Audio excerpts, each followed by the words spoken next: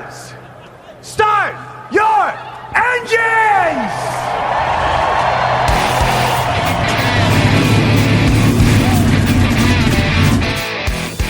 Hit the pace car! What for? Because you hit every other damn thing out there, I want you to be perfect. When I'm driving, I got a guy on the radio who talks to me. You can see him, but he talks to me. Well, I wanna be a race car driver. Pretty girls eating from my hand, yeah. Wanna live a life of fun and danger. No sweating working for the man, alright. Well, I wanna be a firefighter. Cool-headed when the heat is on, yeah. Save my baby from the burning building. Take her home and put the sprinklers on, alright. No, he didn't slam you, he didn't bump you, he didn't nudge you, he rubbed you. And rubbing, son, is racing. Hey race fans, welcome to the Hoobazoo Radio Network and welcome to Drafting the Circus. My name is Frank Santoroski. I'll be your host for the next hour as we go through everything racing. Joining me in the studio tonight, I got Richard Youden, Luis Torres, and Joey Barnes. Fellas, how we doing? Good, thank you. Doing good. Now, Joey, it's been a while since you've been on the show.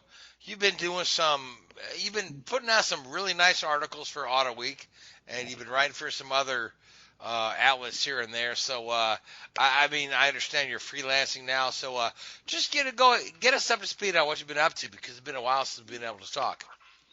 Yeah, so had a chance to do some copy editing work late last year with Racer, and that kind of got extended a little bit to where I do stuff periodically with them, and then also on the writing side, I still get to kind of delve into IndyCar on a pretty deeper basis than maybe what I was previously, and just contributing with Auto Week, doing some IndyCar stuff there. Had a chance to dabble in some Formula One stuff. Hopefully I get to do a little bit more of that. And yeah, just kind of getting ready for the season to finally start. Was in St. Pete a couple months ago when this pandemic crap started, and just eager to get racing in Texas. All right, now, so Joe, you've talked to a number of the IndyCar guys, right? And are you getting any kind of feel from them for the? It seems to be a little easier to get folks to talk right now since there's no races and whatnot. And they're all out on social media. They're doing this, doing that, trying to keep themselves in the spotlight somehow or another, with no racing season yet until we get to Texas in June. But have you found that the IndyCar guys that you've spoken with are a little more approachable now? Some. It's kind of the same as it has been, at least on my end. But certainly through social media, way more. I obviously haven't been here in a minute, so I guess my viewpoints on kind of catching everything up to speed from my end is just, I think that IndyCar really hit a home run, and so did the drivers with this iRacing thing. One, I think traditionally speaking, we've had such a long off season to begin with, from September till March, essentially, that we found something that whenever we finally have a normal season and a normal off season, being able to kind of tap into that iRacing bit to keep the sport relevant, to keep sponsors involved, to keep people engaged, to make sure that essentially the rest of the world doesn't forget about IndyCar racing. I think they hit a home run there. So, but as such, the drivers have certainly had to be more engaged. What's really weird is I actually found that it was tougher at times, because IndyCar would release at the beginning of the week where they were going, right? And you run into a scenario where they're on their sim all week practicing because they don't want to get their asses handed to them. And so they're occupying their time doing that, and they don't really have a whole lot of time for much else. So, it's like the traditional argument with my generation of, if you're not working, you're playing video games, and the wife is kind of annoyed. So, kind of the same habitat there. But no, I tell you this, is I think that we're in for a very fun treat whenever we finally get going in Texas, because the drivers have been easier to get a hold of. They've been easier to talk to. I think where everybody erred on the side of caution early on, I think now everybody's just like, look, like, take it or leave it. We got to get back to racing. Oh, absolutely, yeah. So now Texas is just a week and a half away. We're going to do it without fans, and Joey, Texas is right in your backyard. You've been in and out of that facility a bunch. So I mean, how's this going to look? Without fans for IndyCar, because we've seen how it looks for NASCAR, and it's interesting but different.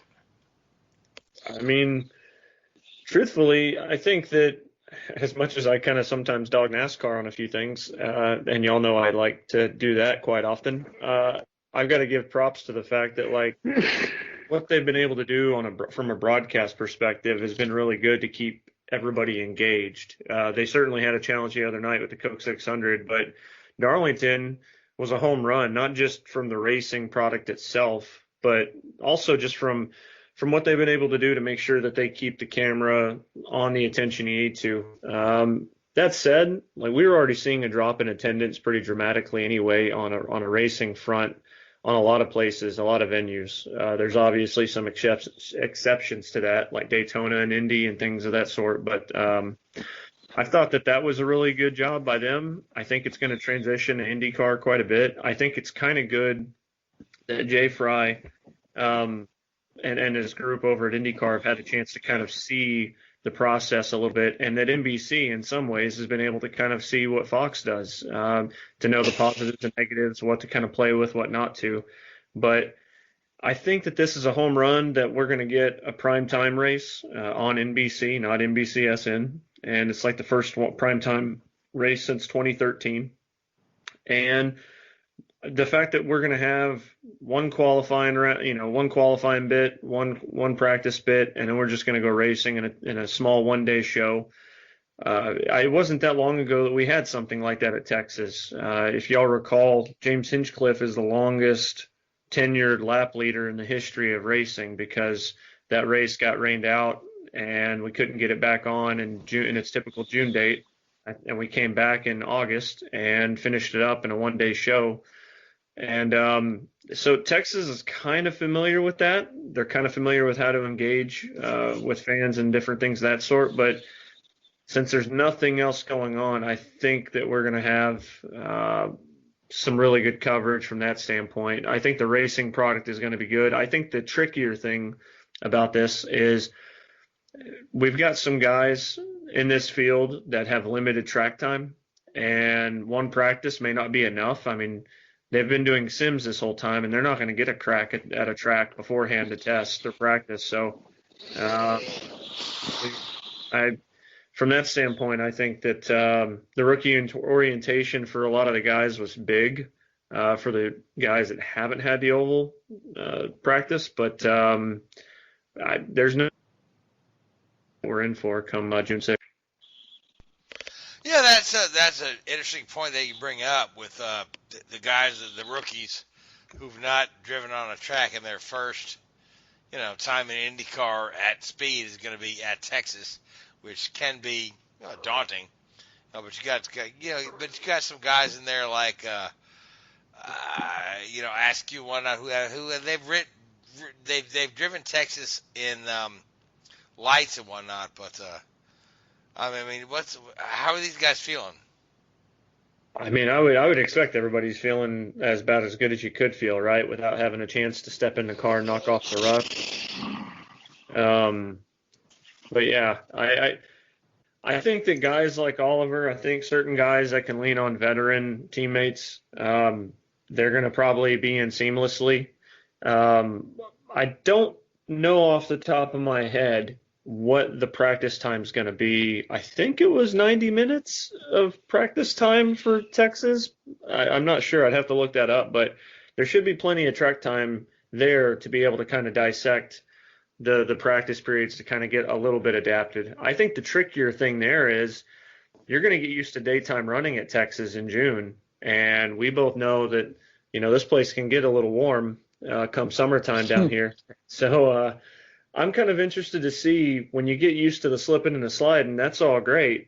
But you get to nighttime and the field bunches up and we get tighter racing. And how do you handle things in traffic? Because as we all know, when you get into practice, you're a little less reluctant to put your car in those situations. So I really think that experience is going to pay off big time. I don't think we're going to run into a scenario where a guy who's got such limited experience in the series is really going to shine. I would be hard pressed to say that it's going to be reminiscent to how we used to talk about Darlington back in the day with NASCAR, that rookies just don't go there and do well.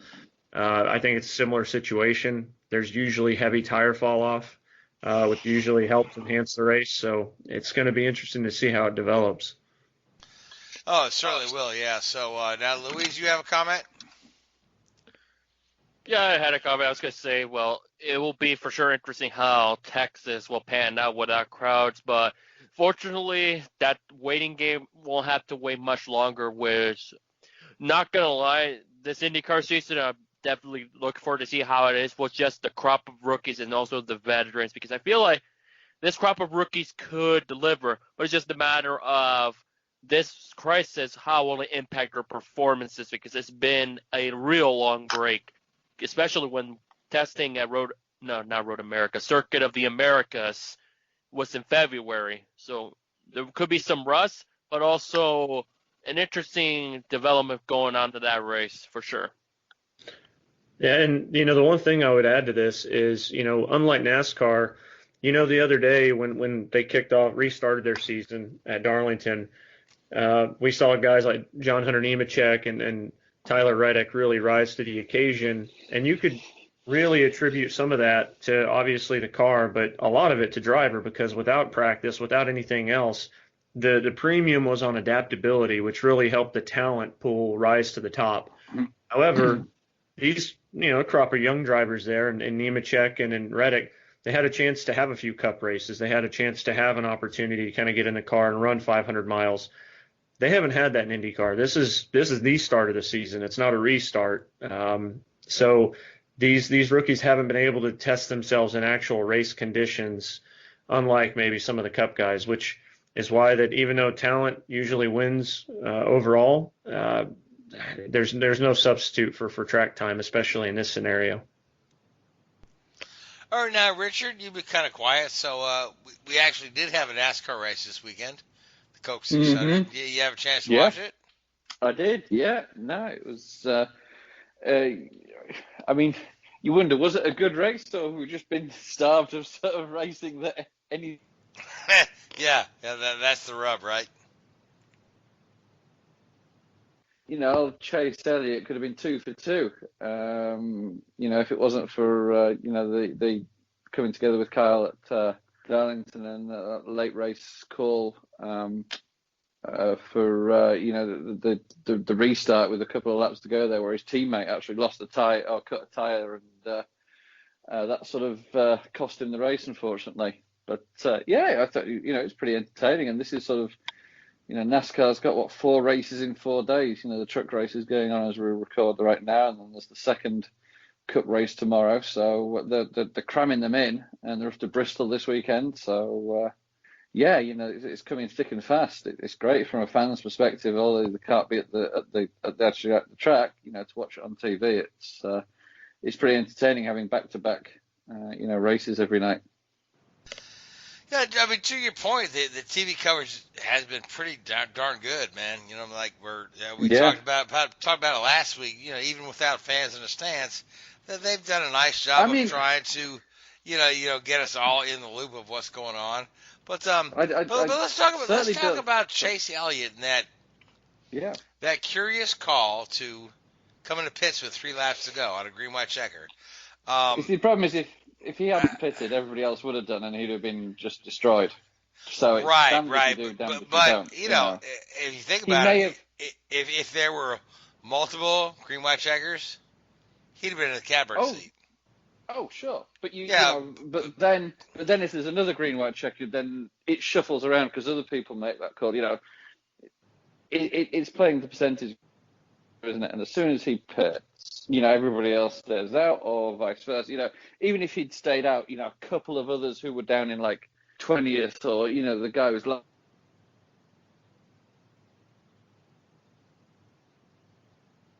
at Lancaster or Darlington or something like that. Charlotte's not as abrasive on the tyres. Darlington and new tyres like 2.5 seconds or something, isn't that? But so I was a little bit surprised at that call, especially as you'd seen at a couple of runs there, guys on old tyres. If they get the clean air, they're still competitive. Now, if they get shuffled back, that's when the guys on the tyres were starting to struggle.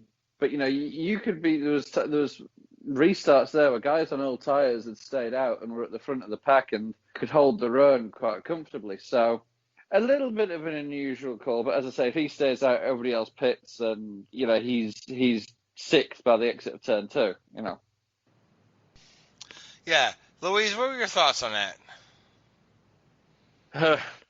I've seen it before. It's like an old rerun with good old Jeff Gordon when he had Gustafson on top of the pit box. Not a pretty outcome, but fortunately in Elliott's case, he was actually able to capitalize off an unfortunate to get a runner-up spot at the end. Yeah. So fortunately for him, he got that positive, even though there's no joy after everything that has just happened, especially when he went on an expletive rant over the radio. And as far as the whole thing with the Darlington ordeal, that's just one of those things where, fortunately for Kyle, he owed up to it, and everything's all fine between the most popular driver and probably the number one villain in the sport, which to no surprise because I knew it was going to end up that way, much to what the fans are saying on social media. All right, so now Brad Keselowski won the 600, right? That's a guy whose career I followed forever. I'm a big fan of his. Whenever I watch Brad, he always seems to have a car that has very strong in the restarts, and on a long run, he fades, right? And you've got other guys there, his own contemporaries like a Harvick or a Truex, whose cars are very, very strong on long runs, right? I'm just wondering, for myself, Richard, and you have a lot of experience in setting up cars in NASCAR.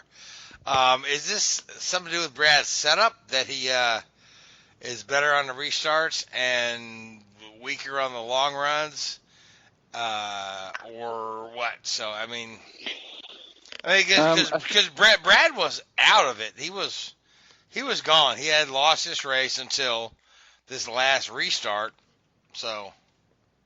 I think it's something that you see it comes to a fore, especially at some of the road courses with that car. They take, and I think they do it in a lot of the oval races as well. They work backwards, so they'll actually go from when Sunday. They'll say, right, okay, well, what is when do we want them? If everything goes green or goes to, no, you're still there, Richard? Darlington or hello? Yeah, Richard, you're cutting out a little bit. So could you start your thought over again? Yeah. Sorry. Yeah. Let me go and sit near my. Sort of work backwards from the end of the race through to the start. So they'll be like, okay, well, take Charlotte, for example. The average last caution is 40 laps from the end of the race. They'll set up their car for a 40 lap or a 20 lap run or a 10 lap run, whatever it may be. And, they are pretty efficient in that. Excuse me. They do tend to, make the best of a, as you say, Frank, they often appear from nowhere at the end of the race. And I thought, well, how the hell did they end up winning that or getting a top 5 or whatever when for the majority of the race they've been running around in 20th? And that's something that as a group and as a team, they just seem to click, gel doing that. And it works for them. So, and also it may be partly Brad's driving style. He may be aggressive on tyres and they know that. And they're like, well, you know what, let's just go with it. If you're not a driver that is kind on your tyres, for want of a better word, then take advantage of it. Don't try and make something that you're never going to achieve. Let's take your strength or your driving style and try and optimize that. All right, good stuff, Richard. So now, Louise, Joey, Richard, we had a couple of other races this weekend, Xfinity and trucks and whatnot. So, any of you guys want to fill us in on some other of that stuff? I think I could jump in on the Xfinity stuff. Well, so far among the National Touring Series, we'll see how the Truck Series panned out. The Xfinity Series has put on probably the better overall product, especially at Darlington when you have that feel-good story of 2020 so far in the racing campaign is concerned, where Chase Briscoe just gave it his all, battling it out with Kyle Busch for the race win. And Briscoe just held them off, and as he said, the Lord was with them with the last couple of laps. For those who are not aware of what was going on with Briscoe, is that a few days before he won at Darlington in a thrilling finish, it was a really good battle to the very end, that his wife Marissa had a miscarriage, which obviously is a very tragic, very difficult situation that he has gone through. For him to just win like that, definitely it's one of those stories that you'll never forget. Whereas at Charlotte, it was pretty clean up until the very end of the race, where everything just started to crumble with several drivers getting a little bit antsy late in the race, as you would expect, to the point that Kyle Busch referred the Xfinity Series as the new ARCA Series, well, the way everybody were driving at the end, where you had Tommy Joe Martins, who probably would have had a top 10. He was right there, but he got caught up in somebody else's mess. The car is completely destroyed, which really discouraged him a lot. But in the end, it was Austin Cindric who was one corner away from winning on an oval for the first time on the National Touring Series, especially on the Xfinity level. But Kyle Busch looked at him and got his nice win. But all in all, the Xfinity Series has brought up some good stuff, especially at Charlotte after the 600, which you can say was very underwhelming. All right, so underwhelming 600. But, Richard, you've got some comments on the disqualification. I mean, our buddy JJ was right up there in the mix all night long at 600. I believe he crossed the finish line second or third? Second, yeah. Second, and he ended up finishing last due to disqualification. Yeah. So, talk us through that.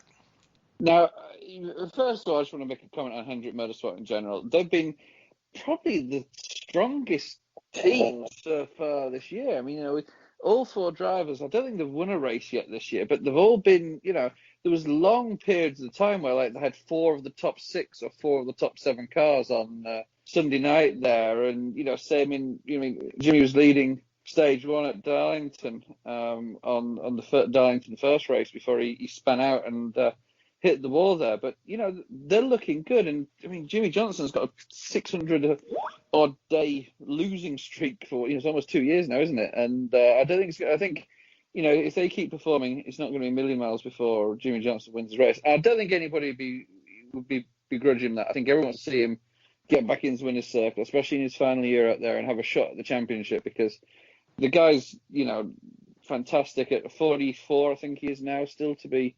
driving at the high end of his profession. You take a lot of credit there. But as you say, Frank, he was disqualified from the race on Sunday night. It was an unusually failed post-race inspection. Normally it's at the tech centre where they find these issues, but they didn't even get that far. And it was to do with the rear geometry of the car, I believe. And it was so out of alignment. The team have said that, it was a part had broken. Now, whether or not it was, I don't know. But what sort of frustrated me and annoyed me a little bit was a statement by Jay Fabian, who's the Cup Series director for NASCAR. So the guy that runs the runs the sport pretty much.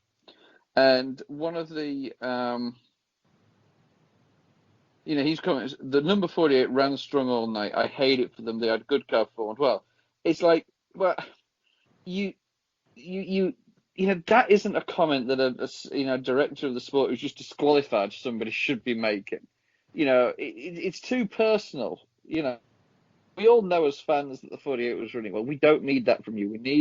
This is where I think NASCAR if this was a Formula One or an Indycar or another racing series, you wouldn't have the Formula One race director going, I felt really sorry for whoever, oh, they had a great race, but we had to, you just wouldn't get that. It would be clear cut, press release, bang, done. And I just think sometimes NASCAR people will be reading that and go, really? Yeah, which side of the fence do these guys sit on?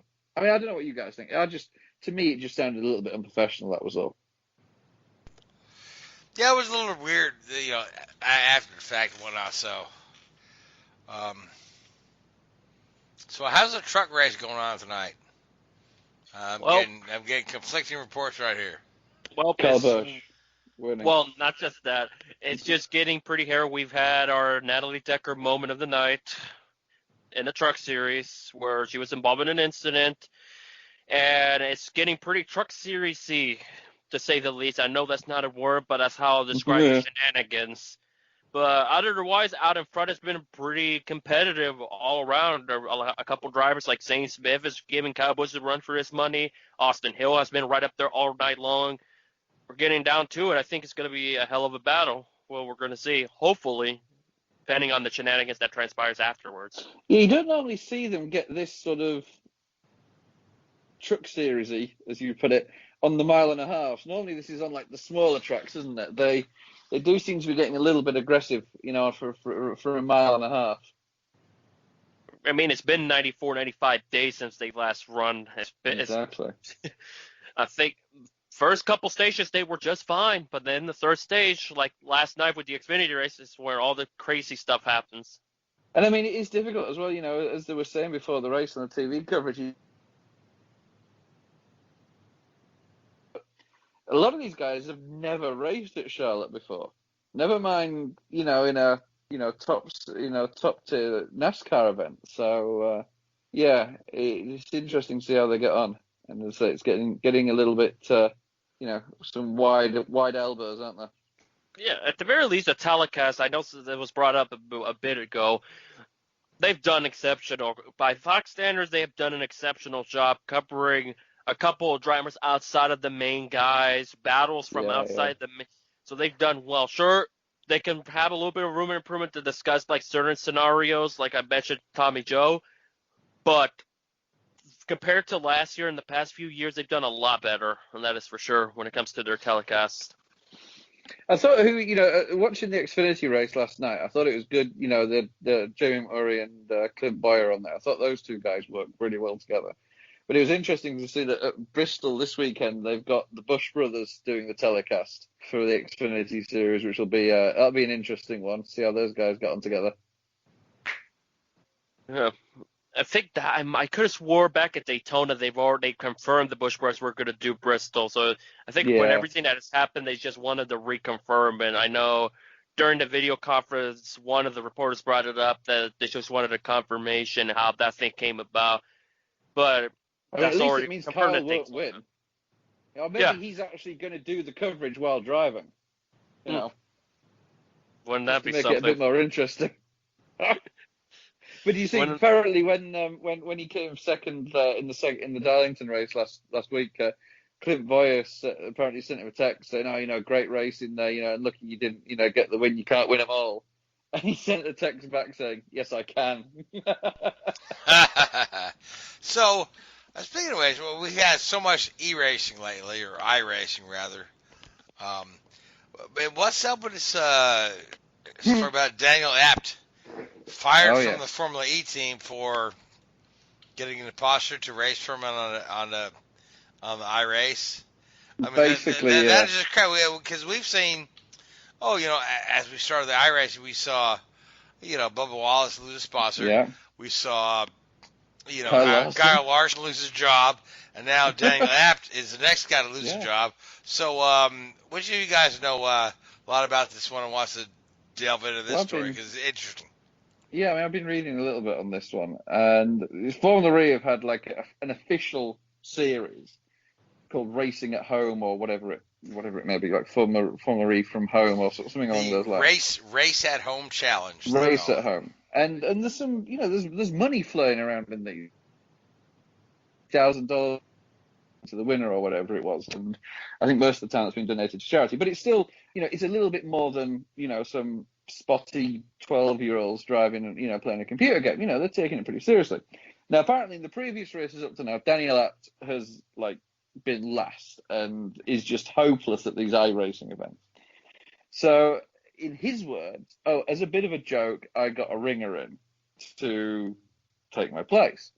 And this guy, they're all on these Twitch streams or whatever it is, and but apparently his face was obscured during the stream, and he only finishes third. And some people were saying, this is a bit weird, third, you were hopeless, So anyway, some suspicions were aroused, and then before he could go public with, it was a joke, apparently it came out that, he'd got a ringer in, and Audi, big team in Formula E. Daniel Abt has been in Formula E since its inception. Decided that his services were no longer needed with the team. So a huge penalty for. I mean, I certainly wouldn't put it in the same league as what Kyle Larson did, but yeah. No, whatever. certainly not. But this is the the third person to have really real world repercussions off of video game racing. Joey, what are your thoughts on this?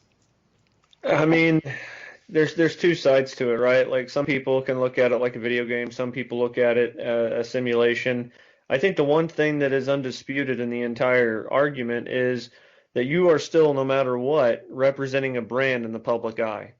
And whether that's, going and doing autograph session, whether that's sitting in front of Twitch and literally racing a sim, or teaching cooking lessons, just for the hell of it. I think at the end of the day, you are still representing a brand, and because of that, the brand's going to hold you accountable. And I think at the end of the day, that's really what it comes down to, more than thinking about it on a smaller scale. I think the bigger level of it, and really the impacts of it, when you think about what happened to Bubba Wallace Jr. and Kyle Larson and their issues, this is a very similar thing where it really falls on to how the brand feels it was represented.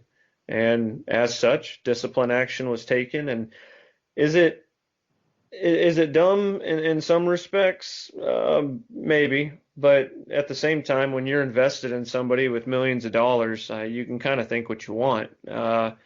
If we didn't have a pandemic and people weren't at home playing video games and social distancing and letting us into their daily lives, we'd be none the wiser. But some of that is because the brand is pushed for that kind of exposure during this time. And as such, they want to continue to be represented because, I mean, after all, they're the ones cutting the checks. So, I mean, that's kind of take from it. I think if he'd been more open about it, I don't think it'd have been such an issue. Don't disagree. In his statement, he's like, it was a joke. I was going to tell everybody. Yeah, I'm not 100% convinced by that part of it. But I think if it had been like, surprise, it wasn't me, the brand could have got even more, publicity from that in a positive way. And, I'm going to donate my winnings to the, charity, whatever. And, and if Audi had been in on it, it's one of those things that probably if he'd told them, they may well have been in on it beforehand. But exactly, yeah. It sounded like he just handled it poorly. So speaking of the virtual racing, so we had a couple guys you might know, like Mario Andretti and Emerson Fittipaldi, compete in a race, this weekend on Memorial Day weekend. So, any of you guys watch that? See how that came out? I thought that was going to be on Sunday for whatever reason. Then I come out to find out, on Saturday that already happened. It was like, dang, nabbit, I missed it. Because I was actually looking forward to seeing that one. But life happens. It was definitely interesting to see how these legend guys have done. And so far, we're seeing those overall, whether it's an Adrian Fernandez or a Jenson Button. It's good to see a racing league that has been pretty civil compared to every other major ones out there, to say the least. I mean, Luis is the first 20-something-year-old I've ever heard say "dag nabbit" at this stage. That's what you... Dag nabbit. I gotta keep it PG, guys. So. But clearly, I don't care about that. No, I saw the Fernando Alonso one, which, I guess virtually he's got his triple crown, but I just apparently there was some impressiveness with guys like Mario, who even though he was like running a lap down, once he started to get into a groove of things, was keeping up with the leaders. So he adapted to sim racing fairly well, which is encouraging. I think we all know if you threw him into a regular car, he'd probably still be able to go out there and keep up. So the guy just doesn't know how to slow down. That's just, No, man, the dude is 80 years old and he cannot slow down. It's Yeah, like, so- it's like but- every time I see where he's like, got to get in that two-seater. Yep. He's still pushing it on the edge. Just like look no further with Texas, right, where he spun the thing, right? Yeah. But I tell you this is that y'all this kind of goes into a weird territory subject, but I was talking to a few people the other day about that Alonso win at Indy, and the one thing that was kind of funny is that people were trying to get some chatter going, all this, and maybe this is just the pessimist in me. I'm not going to pretend that I was around when Graham Hill was racing. I literally was not born until 1985, so there you go, people, dating myself. But the fact that people can look at the Alonso situation with the Triple Crown and does he put himself in rarefied air? Yeah, but does the Triple Crown hold, better question, does the Le Mans hold as much weight anymore of being a race winner when it comes down to just 4 cars that have a chance to win? Because, I mean, you look at how it was when Graham Hill was racing, he had, that field was deep and there was at least 50 cars that could have gotten overall victory at that point. And I think it's a little disillusioned now, in my opinion, maybe just a little bit. So I don't know. There's just kind of a random thought that I wanted to just and this conversation. Good point there. And when it was with Toyota, Alonso was probably earning more for that Le Mans than all the other Toyota drivers put together. So there's no way he wasn't going to win. If that car was running at the end of the race, he was going to win it. Yeah. And, I think, to your point, back in the 60s and 70s, Le Mans was the pinnacle of racing. And you had, like you said, 40, 50 cars coming in there, all different. All like this day and age, you got who's in the the top series. Or even better, the top class, right? Even better, BOP wasn't a thing. Yeah. No. So I mean, if you look at the guys that have a Le Mans class win, right? But nobody can't say class win as a win at Le Mans, right? But Ganassi got a class win at Le Mans last year. So, but nobody cares about a class win. If you ask them, if you talk to the guys at Ganassi, they do care. No, they do care, but a class win this day and age compared to an overall win in the 70s. So say you beat Porsche, you beat Ford, you beat Ferrari, I mean, no, for sure. And if you take you take the mainstream media, whoever wins Le Mans, ESPN wouldn't cover it, Fox Sports wouldn't cover it. Never mind a class win, even the automotive and the motorsport press, will cover the race winner, the overall winner, whether it's a Porsche or a Toyota or whoever it is, Audi. Back in the last 10, 15 years, and then they'll also give a few lines to like the GT winners and the LMP2 winners and stuff like that. But unless you're actually there watching the race on TV, which is great, the coverage that they normally do is actually really, really good for 24 hours. But nobody cares. Horrible as it is to say.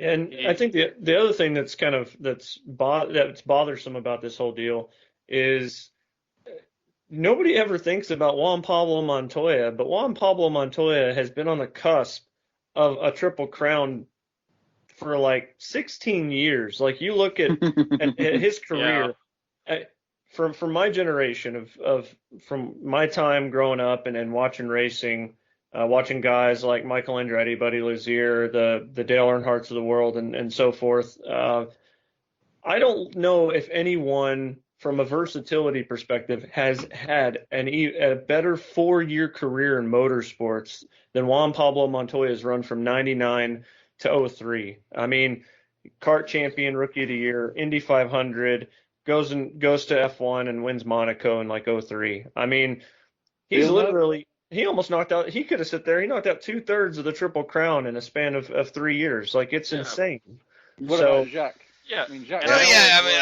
All he needs to do is get into a decent LMP1 car and win Le Mans. Yeah, Jacques. Yeah, He that's never all won he Monaco, needs. though, did he, Jacques? Did he win it in '97? I can't remember. I don't know if he Who? won Monaco. Who? Villeneuve.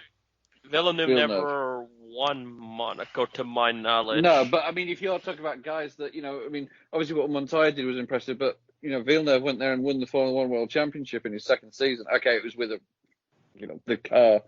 It was hard not to win the World Championship in '97. And he could have won it in '96 going into that final race. Yep. But to add on something quick with the Le Mans thing, I think there's still some prestige in it, but when you look at the competition where it's pretty much invites playing a big political factor on who gets to run, where you have only basically champions from across the world, like a Rick Ware winning the LMP2 Asian Le Mans Championship, they get automatic Le Mans berth, and also with Formula One being finicky as far as their scheduling to prevent guys to run Le Mans, and also the F1 teams playing a big role in their contracts on not to run Le Mans after Holcomb, or even before Holcomb, or after Beloff's death. It's so much stuff that is prevented, where you pretty much have to be out of F1 to even run Le Mans these days, and hope that you were pretty good to get a competitive ride to be in that foray. And it was interesting, the only company, that's really done anything on the back of it, I'd say, been Audi. Definitely in Europe anyway. I don't know what it was like over here, but when Audi were winning Le Mans, that was part of their advertising for the TV commercials and stuff like that. They did try to, do something off the back of that. But both Porsche and Toyota, I haven't seen any real marketing on the same level that Audi did when they were winning Le Mans. No, that's a good statement too. I mean, I think that it's interesting because talking to a few people, it really feels like the tide started to turn around 2011, 2012. Like, obviously by then there was already so few top level teams that could still compete, but there were still privateer teams like Rebellion who were really in the thick of the fight, who could at least have some sort of pace that if they had reliability, they were right there in the thick of the fight at the end. I mean, hell, they got a podium. I think it was with Heidfeld and them. Was it 10? 11? Could have been. It sounds about right. I don't know, somewhere around there. But Rebellion was always the little team in the fight. And I mean, at the time, I think you had 8 to 10 prototypes that could run all the way up until Dieselgate happened. And Dieselgate really is what's changed everything. And I think that's why, and oddly enough, when you look at the way IMSA and WEC are right now, they're really at a crossroads where if they can just find rules packages that band together, and you can find some seamless crossover in there, and you could actually have some more clarity and some less consistent, you could have less changes on a consistent basis, some stability. I think the sports car world could actually thrive over everything because of the heavy manufacturer involvement and how much prestige manufacturers place into that, as opposed to everything else that we have in racing. So I don't know. I didn't mean to dip us off on a weird side railing subject, but it was just kind of something that popped in my head that I just kind of wanted to get everybody's take. But even now, I think, the concept of a 24-hour race still captures people's imagination. Yeah, absolutely. The Coke 600, people go, oh my God, it's like a 5-hour NASCAR race. Oh, good grief. Stage racing is 6. Yeah, whereas, Le Mans and Daytona 24 and some of the other races, that still captures people's imagination because it's something different. It's endurance at a different level to what you see with the Cup racing. And I certainly think it's almost like the other series are tripping over themselves a little bit. And here is endurance racing with the potential to grasp that void that's being created. But the problem is there's too much money involved in it, and they're going too much down the Formula One route again. Le Mans, you've got 3 or 4 cars that will win every year. So why do people watch? it's like Mercedes and Ferrari, Red, but you've got 6 teams in Formula One that can win, or 6 cars in Formula One that can win. Le Mans, it's even worse. You've got 4. And the reliability these days of these cars, as it is in Formula One, is so high that the chances of somebody, of a outside winner, taking the title are pretty remote. Yeah, I mean, I to kind of echo that thought about the 24-hour race versus the 600, I don't disagree with you because it is something different, but I will say this. We used to not care about it being 600 miles. We'd watch anyway, and that's because the racing product was good. And True. Yeah. I mean, if you give me the Xfinity race for 600 miles, we're good. Oh, yeah. I mean, it was a great show. Like, I mean, cut the downforce, increase the horsepower. Like, what was, and I know I always go back to this when we get on rants on this show back in the day, and I would complain about everything that had to do with the current structure because I missed the way it was when I was growing up, and maybe that's never coming back. But How are those rose tinted glasses? Are they good? Yeah, we'll see. We'll keep our fingers crossed about 2022, but I'm just at that point with the quality of the product on the cup level. I was just hoping for something on the improvement side all around the board. And it's only the mile and a half that are typically this package really ruins. I mean, and I think to equal to that though is like this package probably wouldn't suck so much on mile and a half if you had more tire wear and if you had an actual cliff. Because the fact that you could get Alex Bowman on 2 tires and lead 100 and something laps on 2 tires and clean air makes that kind of a difference. We had 1 lead change in the first 240 laps under green, and that was when Truex passed Bowman on lap 228 or 229, and that's because clean air was at such a premium. And you know what? In the old days, I understand that sometimes a guy hits on a setup and he just wipes the floor with everyone, and I'm one of those people that if the team gets it right, if the driver gets it right, it should be applauded, not penalized by a system that wants to continue to just bring everything closer. And truthfully, I think that's why you see a rise in IndyCar fans. I mean, obviously the numbers are not comparable to NASCAR, but there's also a reason why NASCAR's lost fans. And I think a lot of that has a good portion to do with it.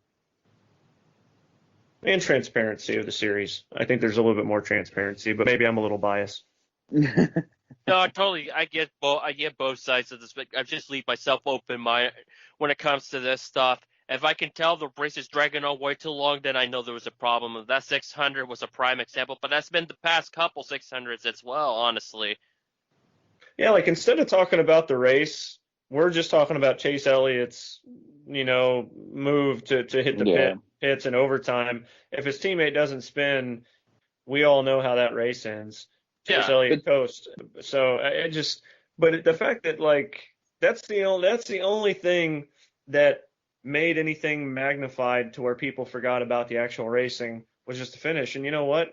If your focus is on the finish, then we don't need to run 600 miles anymore. You can erase a crown jewel off of the schedule because, quite honestly, you look at social media the other night, and I understand that I don't want to get too hung up on social media because I hate social media, but the reality is that that's how fans echo their thoughts. And there were so many people that were just so unsatisfied. People were like, I waited for NASCAR to come back for this.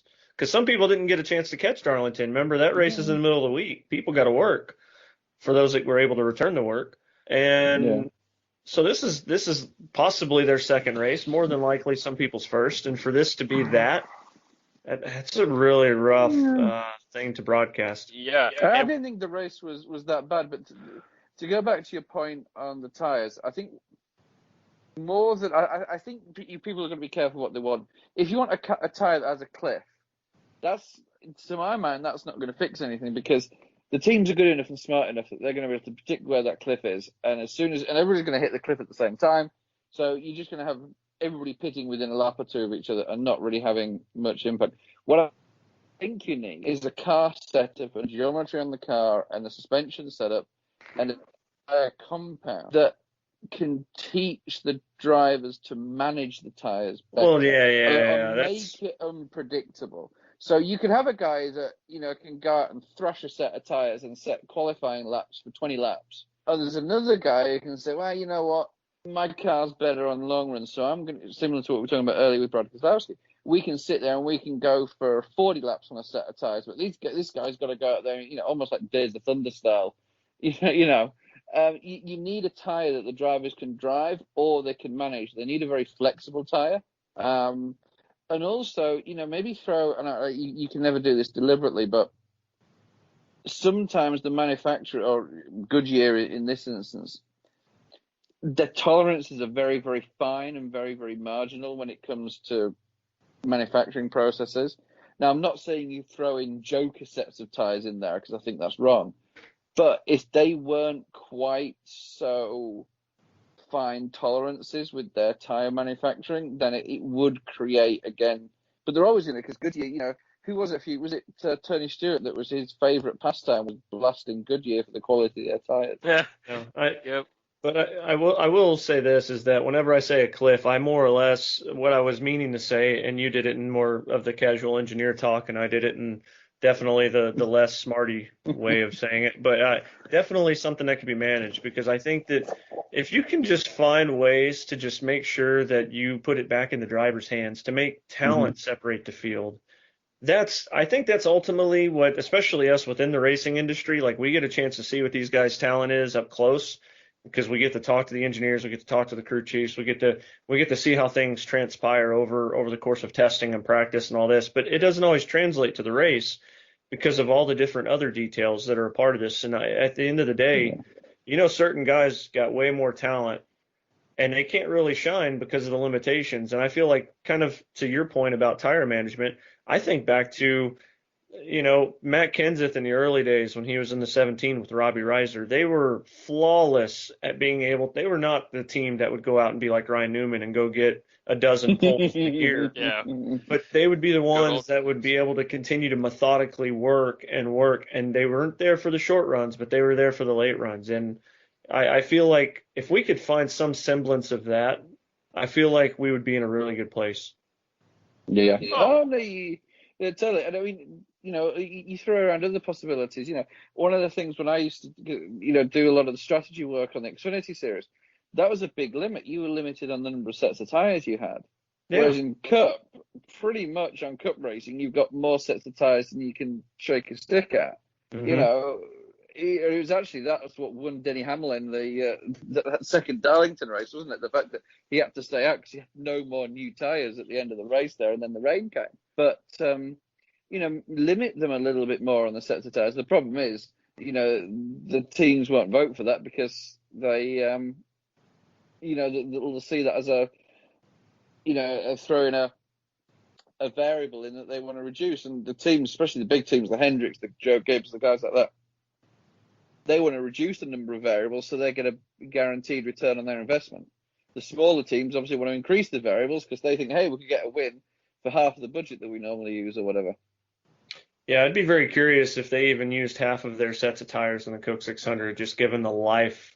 I mean, you were looking at what was it, like a 0.3 to half a second difference from new set to set. There's that a lot was of like people that doing 2 tire changes now, and I didn't look at it. I don't know if anybody else noticed, but did anybody? I think there was one. I know it was in the first stage anyway. There was a caution with like 10 laps to go before the end of the first stage. And a lot of guys went and did right sides only. And then a lot of those guys pitted again at the end of the stage. Did anybody do left sides only? Or did everybody do 4? Because I remember doing some modelling on this in the past. And, doing rights and then lefts, you didn't see much drop-off. It was a far faster pit stop. It was like 8 seconds or 7 seconds rather than 12. And under a caution, 5 second faster pit stop under caution could be a huge number of places. That's a good question, actually. I'd be very fascinated. I mean, I don't know if Luis was paying that much attention. I certainly wasn't. It'll be interesting. All that tech access to all stuff the data that I used to is get. complicated for me. Yeah, I don't have access to all the. I used to be able to look at all that real time and see who's taken what, and because they have a little NASCAR have their little monitoring box inside all these cars, and there's inclination sensor on it, so you can tell whether the car's done four tires or 2 because of the way the car gets tipped. So when you were doing like looking at the raw data feed for strategy from NASCAR, you'd be able to tell straight away who's taken 2 and who's taken 4. Yeah, see, and I was sitting there thinking to myself during that race, like I think it was somewhere around I keep wanting to say lap 40 is where any type of fall off would show, and it would be roughly 3/10 versus Darlington, where after 40 laps you could be looking at a 2-second gap in the delta. Yeah. And it's just like, my goodness, like, and I love that, because then you have to choose. Do you stay out? Do you do clean air? Kind of like do you wait it out the process, or do you gamble, come in and just like push like hell on the way out? And in many ways, that's one of the elements, and I think you could probably attest to this. That's one of the fascinations with Formula One, right? Because some guys start on medium, some guys start on super softs, and they meet somewhere in the middle. But you're not seeing a 1/10 here and 2/10 they're taking out. You're seeing chunks of like 0.8 of a second at times in F1, and so you know that if they can keep on that pace, they're there. But can the tire last at that pace before they get a chance to get a hold of the leader? If they're running different compounds, there's all sorts of fascinations like that, and I wish we had some of those elements in play here. Just Did makes it fun. NASCAR try doing gosh, multiple tire compound a few years ago? I can't remember. At the All-Star race, Before we don't talk about that. Okay. They failed miserably. But it was that because of the execution rather than the idea, though. They did it at an oval, yeah, and they found out, like, wasn't it green sidewall tires or something like that? Yeah, I think so. But there were so many all-star formats that has just went into similar results. Like, I know Keselowski's idea wasn't necessarily popular, and Chase Elliott just did the bow in front of my TV screen since he won the truck race at Charlotte, got the bounty money. Yeah. Got a new all-star race idea. First time since 2018 that Kyle Busch hasn't won a truck race. Yep. Yeah, I've got a That's new incredible. I've got a new all-star race idea. What is it? We run an actual old school format of a full length race without stages. Oh, I thought you were going to bring back the elimination. Yeah, they're going to bring up something new instead of something old, but that's nice. I mean, we get stage racing every week. I don't know what the hell we need the all-star race for, but I don't know. Anyway, my mind's bouncing off the walls now. This is what you get at this hour whenever I'm thinking of just random things, staring at the ceiling. All right, guys, we are just about out of time, so I'll give you each of one of you one moment to give a final parting thought for the evening, and I'll start with you, Joey. Oh gosh, you put me on the spot. Or I could start with Louise. I mean, I got this. My final thought of the evening was that it was very welcome to come back, share a little bit of time with you guys, shoot the you-know-what, and just kind of, honestly, it just feels good. I know the world's in kind of a weird, strange place, and there's uncomfortable levels anywhere you go with where people are going and how things are happening. But I think at the end of the day, having racing come back has really helped fire things up and brings back something that's at least fun to look forward to. All right, man. Good thoughts, Joey. Yep. Louise? Yeah. Final thought for the night? Yeah, I say for sure that I'm looking forward to once open wheel racing gets going, because I know once that gets going, I think it's going to bring a lot of uplifting and upbringing overall, because I've just been eager to get that IndyCar season going for a long, long time now. Yeah, man. Road America is going to have some fans there. It's going to be awesome. Richard? Yeah. Joey, shoot the you-know-what. No, I don't know. Do you want to explain that a bit more? Say that again? No, when you were saying shoot the you-know-what. No, I don't know. Do you want to explain that? No? I don't know if Frank, am I allowed to say that on the air? Okay. So yeah, Richard, Joey's going to say shoot the shit. Okay? Oh, there you go. All right, there you go. But no, it's great to be back to some, racing and a little bit of a, semblance of normality from a racing standpoint. And I think it's great, especially on the Cup racing, with so many races. I mean, there's been the last 3 nights, there's been pretty entertaining races. There's another one tomorrow night. And, it's good. All What's your final thought, Frank? Man, I was so bummed out spending Memorial Day weekend working. The last time I worked on Memorial Day weekend was sometime in the 90s. Because I've always been at the track. So, you know, it is what it is. It's nice seeing some NASCAR stuff. But I cannot wait till the world gets back to normal. It's very weird. Very weird. Very weird, yeah. So, you know, is it May yet? Is it August yet?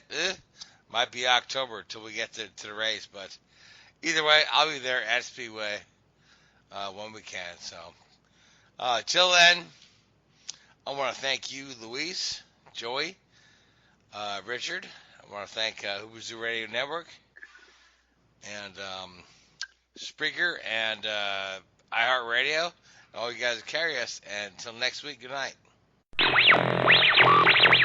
WHOOBAZOO, that's whoiswizard.com. Enter website, enter website, enter website, enter website.